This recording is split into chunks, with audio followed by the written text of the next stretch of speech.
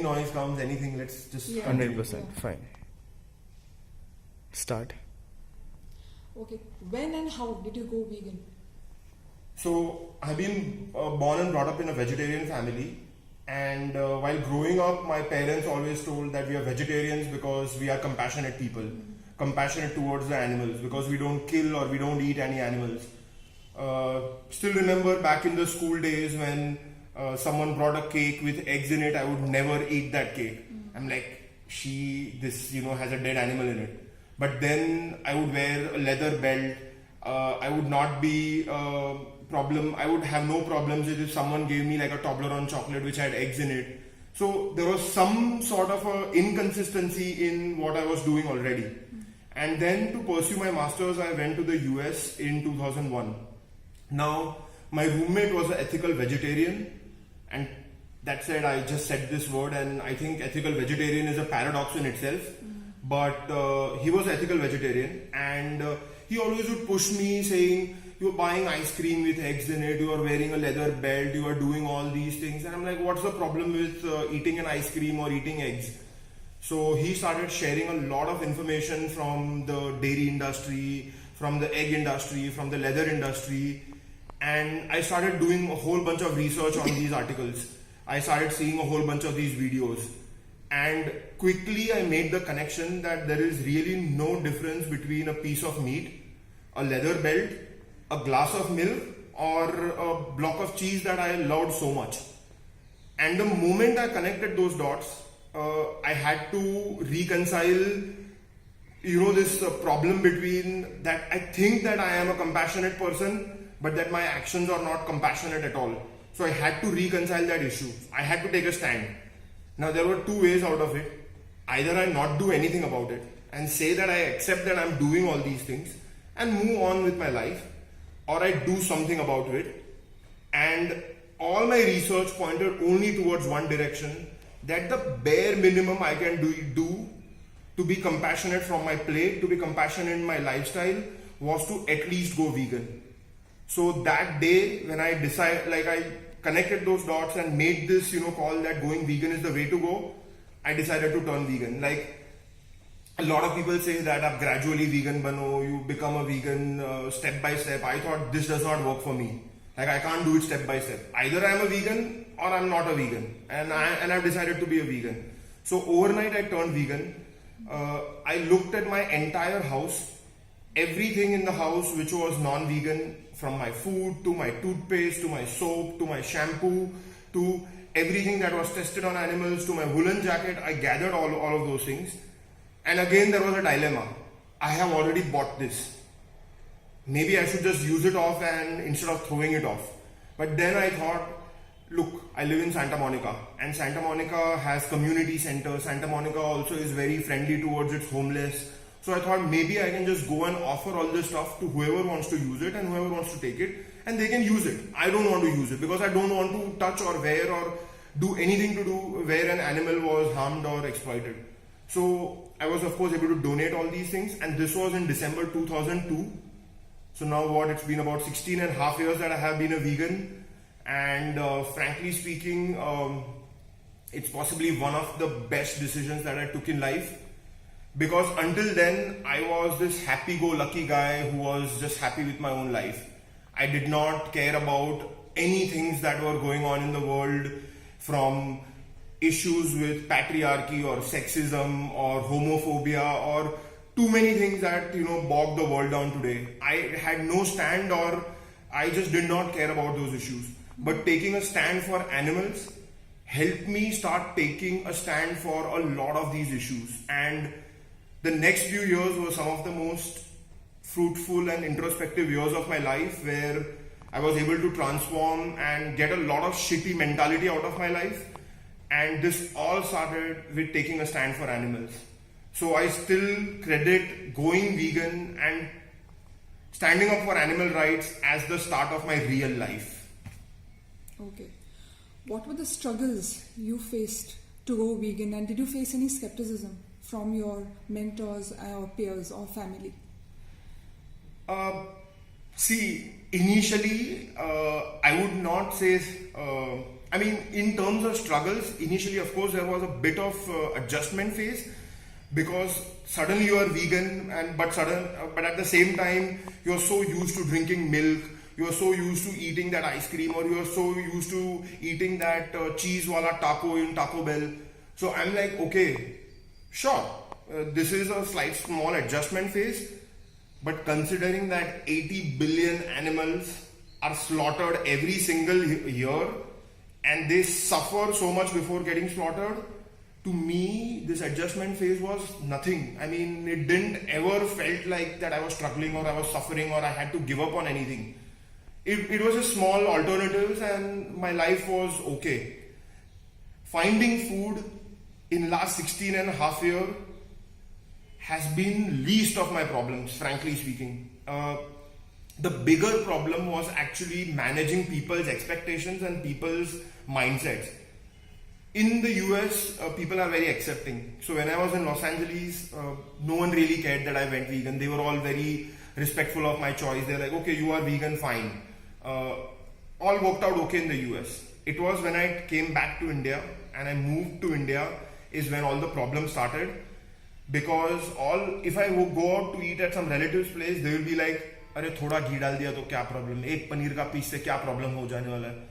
And I am like, अगर मैंने आपके खाने में एक मीट का पीस डाल दिया तो चलेगा आपको? So for you whatever that is, for me paneer is also the same. So initially there was a lot of friction and I realized that I was actually not changing anyone. Because see, as a vegan, or when I went vegan, I realized that it changed my life. So to me, I thought that everyone should turn vegan and it will also change their life. So I was this person who wanted everyone to go vegan in my family, my friends, my extended family, but no one was going vegan. On the contrary, I'm pretty sure that in few of those lunches and dinners, they fed me a whole lot of non-vegan food. But the way I started off was, I started not telling anyone to go vegan at all. I respected their choices. And I realized that every time I would go, instead they would tell me to become a vegetarian. And over a period of years, they started realizing that I am not trying to change them. They are trying to change me. And that brought about a big change where they started being very respectful of my choice. Because I was being respectful of their choice. I mean, I was not being respectful. I was just keeping quiet and not saying anything. But that brought about a change, the first bit of change where they started like, okay, if I was going at dinner to someone's house, they would call me and they would ask, Kuntal, हम क्या क्या डाल सकते हैं इसमें? हम क्या नहीं डाल सकते? Instead of me calling them, now they were calling me. So this was, the first good thing. And then I found Mount Everest, my calling of life. I went and I climbed it. And through the journey, the great thing that happened was that instead of me telling someone to go vegan, they were asking me, हमें क्या खाना चाहिए कि हमें performance मिलेगा, हम Mount Everest भी चढ़ पाएंगे, हम ये भी कर पाएंगे. And when I tell them or I answer their question, they are far more receptive to what I'm saying rather than me saying vegan bano, vegan bano, vegan bano. So in the first few years of my journey when I was telling vegan bano, no one went vegan. In the last 10 years of my journey, I have not said vegan bano even once. And I think thousands have gotten inspired and gone vegan. And to me, that's like the most satisfying thing for me in life. So yeah, that's the sort of vegan journey with struggles. There were no struggles at all. But yeah. So you talked about your calling to climb the Everest. Right. Can you elaborate a little bit about when did you realize that this is your calling? See, this was all by chance because back in 2009, I was this regular software engineer leading a 9-to-5 life, and I was 110 kilos. So, of course, no inclination towards fitness or doing any of these things. And I was like super unhealthy vegan. I ate everything from a pav vada to pav bhaji to pizza to any junk food that I could get my hands on as long as it was vegan. So life was pretty good. There was no midlife crisis or anything which drove me towards climbing or anything. And then Dipti, my wife, and I decided that we wanted to go to Shimla to see some snow. February 2009 we reached Shimla, and in the winters, and first 5-6 days we saw absolutely no snow. It would get overcast every day. We would think snowfall hone wala hai, but kuch bhi nahi. And then 7th day we drive to this place called Narkanda on the Hindustan-Tibet highway. Now, when we are standing in Narkanda, in the village, it's surrounded by gigantic Himalayan mountains all everywhere. And all great, but हमको तो snow को touch करना था.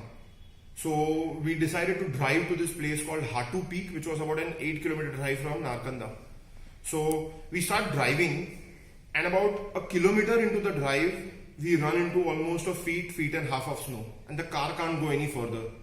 So our driver says, "आप नीचे उतरो, snow में खेलो, हो गया अभी, we can all go home." So we get down in the snow and we play, we enjoy our time, and then I told Dipti, we have enjoyed, let's walk a little further. अभी तो इतना मजा आ रहा है हमें. I had no idea about trekking. I was wearing a t-shirt and a jeans and chappals, so not even prepared to do any of this. But we ended up walking for about 4 hours without telling our driver. And at the end of 4 hours, we had finished the 8-hour trek to the top of 8-kilometer trek to the top of Hatu Peak. And since you asked me, when did the calling start? It was exactly when I was on top of that mountain where I realized that this is how I want to feel for the rest of my life. Imagine that, sometimes you're constantly either thinking about or planning for the future, or sometimes you're constantly pondering over the mistakes in past. All of that melted away in that moment, and the present moment came into extreme focus, and I was able to live in that moment. I truly felt happy and alive for like the first time in my life, or I truly felt like that for the first time in my life. And I told myself that for the rest of the life, I want to chase this state of mind. So it's not as if I started loving the mountains. It's just the state of mind that I started enjoying. I came to Bombay, thought that next day when I go to my job and write my piece of code, I will feel exactly like how I felt on the top of that mountain. Unfortunately, I did not. Unfortunately, anything that I did in the city, I did not feel that way. So I signed up for another mountain trek a month later, and I went. And when I was on top of that mountain, I felt exactly the same. Actually, throughout the trek, I felt exactly like that. Which is when about a year and a half later, many treks later, I signed up to walk to Everest Base Camp. Now, Everest is of course the tallest mountain in the world, and I always wanted to see Everest. I always wanted to see it up front in my front of my eyes. So I signed up for this hike, and about 10 days of some amazing scenery, some gigantic mountains. We were at this place called Pumori Base Camp. Now, Pumori Base Camp is right next to Everest Base Camp, but it offers some of the best views of Everest itself. So that evening we were in the dining tent, or someone was just बैठे थे, खाना खा रहे थे, chit-chatting, seeing some photos. Life was good. And then someone started shouting my name. So in the mountains, it's almost always never good कि कोई चिल्ला रहा है तुम्हारा नाम. So I quickly ran out, and there was this Sherpa standing, and he's like, look at Everest. So I turned around and I looked at Everest. Now imagine there is this gigantic mountain range. I mean, you can't even fathom how big Everest range is. But every mountain has turned into the color of grey and blue and black. But Everest is like standing out from between, burning golden in color. As if, someone has lit Everest on fire. It was the sunset happening, so last rays were falling on Everest. And when I saw Everest this way, I had found the dream of my life and the calling of my life. As much as it seemed impossible that day कि यार Everest पे कैसे पहुंचूंगा, यहाँ खड़ा हूँ और वो पहाड़ इतना दूर लग रहा है कि मैंने बोला इससे तो अच्छा मैं शायद मून पे ही पहुंच जाऊंगा इसके पहले तो. It looked that impossible. But I promised myself that I'm going to come back and climb this mountain one day. And that day in October 2010 is when I actually truly said that I'm going to climb Mount Everest. And then I came back home and went on the journey to sort of prepare and climb Everest. Coming to preparations, how did you start preparing? How much time did it take for you to prepare for your first attempt? So one of my expedition leaders, Tim Rippel, he told me that the secret behind climbing Everest is to build a top of the world body and a top of the world mind. So when I came back home, I knew that the journey is going to be about building the top of the world body and mind. Everything else is just going to be part of the journey. And building a top of the world body did not seem very complicated because there is a blueprint to getting physical fitness. You can go on internet, you can figure out what you have to do and just be able to consistently do it for a few years and you would gain that physical fitness. So I broke down my physical fitness journey into 3 parts. One was building superior cardiovascular endurance. Second was building enough strength in my body that would support the cardiovascular endurance. And third was a very critical piece, which was getting my resting heart rate below 45 beats per minute. Now, I'm an engineer and I like reverse engineering things. So as I was reverse engineering how to climb Everest, I saw a pattern in all the famous and successful Everest climbers, and that pattern was that each one had a resting heart rate of about 38 or 40. So these were the 3 things that I had to truly focus on. And to give you a sense of what a week or what a training week would look like for me, let's say on a Monday, Wednesday, Thursday and the weekend, I would go hiking. Now, a lot of people ask me, how can you go hiking in the weekdays? I start my hike or I leave Mumbai by about 4 in the morning. I reach the base village by about 6:30. I finish my hike in about 2 hours.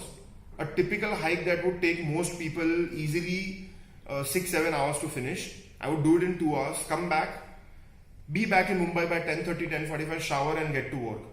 So this would be 3 hikes which would be done in a very, very high speed and high heart rate.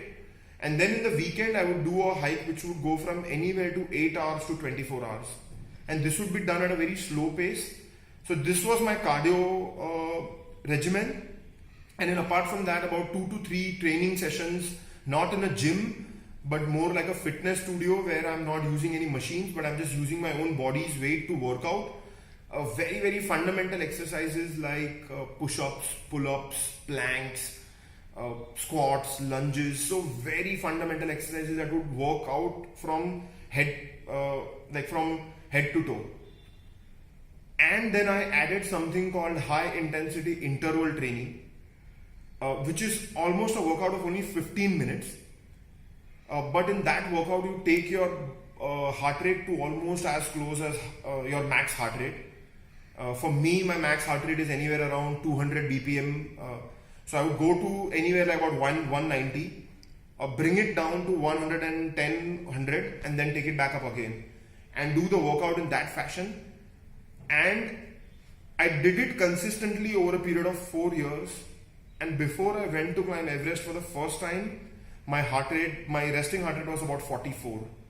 And so one piece of advice that I want to give your audience is that the biggest secret behind getting physical fitness is simply consistency and discipline. If you are able to figure out the right set of exercises for your goal, and if you are able to do it day in, day out for years, you will have that body and you will be able to achieve your dream. Of course, in addition to just doing physical fitness, I almost on a yearly basis, I was doing 6 to 7 Himalayan expeditions, small, big, both. So it was a good mix of physical fitness and building the right experience that sort of drove me towards my journey. Building mental fitness, there is no blueprint, and I don't know. I think mental fitness is such a long topic that we may just need a separate video to describe mental fitness. So I'm not going to go into details of it, but if you ask me, about 20 to 25% of your success is physical fitness, but about 70 to 75% is being strong here. That's what's going to get you on top of the world. You made 2 attempts to climb Everest, and your first 2 attempts did not work out. Right. So how did you keep yourself going in the interim period? What kept you focused and driven? Imagine waking up in the morning and the only thing making sense in your life is Everest. Not your father, not your mother, not your wife, not your job, not anything else. Just Everest. अगर इस level तक कोई चीज के पीछे आप obsess हो जाओगे या पागल हो जाओगे तो there is no question of giving up, or there is no question of your mind getting defocused, or question of how did you keep yourself going. I simply did not face that problem. Sorry, I would have liked to tell you some dramatic answer that I was down and out and then I thought about animals and that I'm going to do it for the animals, but I did not. It simply did not happen. For not a single moment in the last 10 years of my life that I have lost focus. It's because I was just, it was beyond obsession. And to people who want to climb Everest, I tell them that अगर इस level तक तुम Everest के लिए obsess नहीं हो तो better don't climb this mountain, because you'll get killed or you'll lose your fingers or toes on that mountain. So you need that level of focus and you need that level of commitment to climb this mountain and climb it safely and reliably and come back down in one piece. So I never not once faced this moment where I was going to give up. I always knew that I was going to climb Everest. As a vegan mountaineer, Right. I think you're the first vegan mountaineer in the world to have scaled Everest twice. Twice, yes, but this first wala thing is like really so debatable क्योंकि no one is keeping track of कि कौन vegan गया है और कौन vegan climb कर रहा है. तो yes, I call myself the first vegan to climb Everest, and a whole bunch of people also know me as that. But to me, the great thing about that is that I get a lot of publicity and I get a lot of exposure because people know me as the first vegan in the world to climb Everest, and that allows me to talk about veganism. So as long as I'm coming in press, as long as I'm coming, people are sharing about me, people are talking about me, as long as they are doing it in the vegan context, I'm happy. Otherwise, I don't really care about the first vegan tag at all. To me, it was simply important to go climb Everest. It was a big dream of my life, and to go climb Everest as a vegan and prove to everyone that look, vegan diet or vegan lifestyle has simply no problems. That's it. So that was always the sort of the idea as a vegan mountaineer. So one was food, the second one was fitness to climb the Everest. But you also overcame the third challenge, which is getting vegan gear in your second round. Right. So can you talk about the challenges that you faced across to access that kind of gear this time round? So as I have previously mentioned, that finding vegan food has simply never been a problem.